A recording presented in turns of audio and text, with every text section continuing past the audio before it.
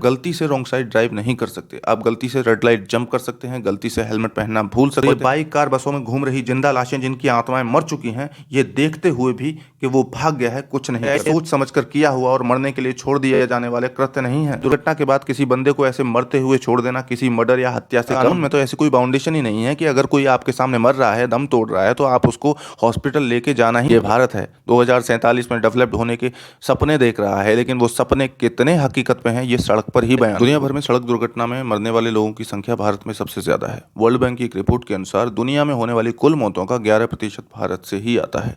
लेकिन इसका रीज़न क्या है? तो इसके सबसे बड़े रीजंस में से एक है रॉन्ग साइड ड्राइविंग।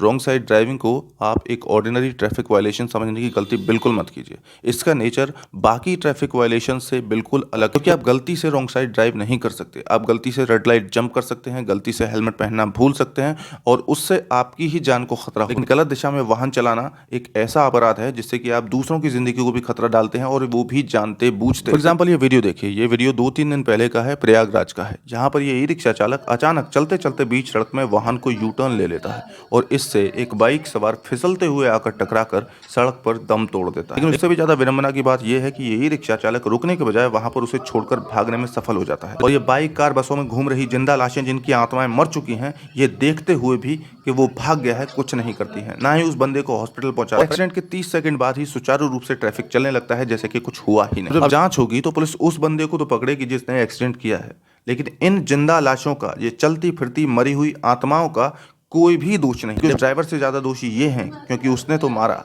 लेकिन इन्होंने जानते बूझते हुए उसको सड़क पर पड़े रहने दिया। अगर ये चाहते और उसे हॉस्पिटल पहुंचाते तो शायद उसकी जान बच जाती। लेकिन हमारे कानून में तो ऐसी कोई बाउंडेशन ही नहीं है कि अगर कोई आपके सामने मर रहा है, दम तोड़ रहा है, तो आप उसको हॉस्पिटल लेके जाना ही पड़ेगा, वरना आपके खिलाफ भी कार्रवाई होगी।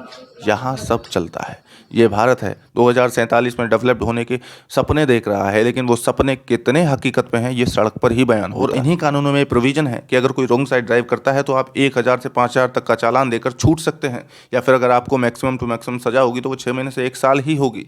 और उसके बाद आता है नेग्लिजेंस ड्राइविंग, जिसमें 7 साल तक की सजा हो सकती है। लेकिन क्या आप इस वीडियो को देखकर कह सकते हैं कि सिर्फ 7 साल की सजा इसमें काफी है? सोच समझकर किया हुआ और मरने के लिए छोड़ दिए जाने वाले कृत्य नहीं। दुर्घटना के बाद किसी बंदे को ऐसे मरते हुए छोड़ देना किसी मर्डर या हत्या से कम 10 साल या फिर उससे ज्यादा की सजा होनी चाहिए। और ये वक्त समाज को भी खुद को इंट्रोस्पेक्ट करने का है कि हम समाज के तौर पर कितना नीचे आ चुके हैं कि किसी की जान बचाने के लिए भी रुकने के लिए हमारे पास समय नहीं है। आपके बॉस ने कोई काम दिया हो, अगर नहीं करेंगे तो मर नहीं जाएंगे। अगर आपकी कोई बिजनेस मीटिंग है, उसको अटेंड नहीं करेंगे तो कोई मर नहीं जाएगा। लेकिन अगर आप नहीं रुकेंगे और इसे हॉस्पिटल नहीं ले गए हैं तो ये बंदा मर जाए। रंग बिरंगे होली, दिवाली, ईद मनाने वाले इस देश, अतिथि देवो भव, खुद को न जाने क्या क्या तमगे देने वाले लोगों में मानवता की कितनी कमी है ये सड़क पर ही दिखाई देता है।